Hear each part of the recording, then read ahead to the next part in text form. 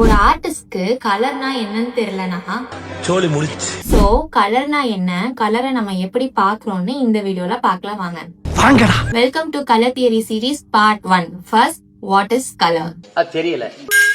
லைட்னால தான் கலர் உருவாகுது. ஒரு ஆப்ஜெக்ட் மேல லைட் விழுந்து அது ரிஃப்ளெக்ட் ஆகி நம்ம ஐஸ்க்கு வரும்போது தான் கலர் தெரியுது. நெக்ஸ்ட்.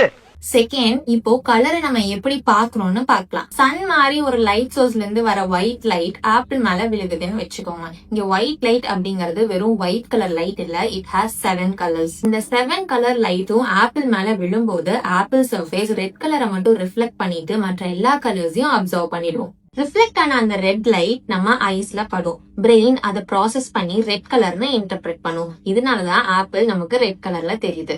லைட்டோட intensity, direction, type and wavelength மாறும்போது கலரோட அப்பியரன்ஸும் மாறும். இப்படிதான் நம்ம சுற்றி இருக்க ஆப்ஜெக்ட்ஸோட கலர்ஸ நம்ம பர்சீவ் பண்றோம். இன்னும் கலர் தியரி பத்தி நீங்க டீடைலா தெரிஞ்சுக்கணும்னா நம்ம பேஜ மறக்காம ஃபாலோ பண்ணிக்கோங்க.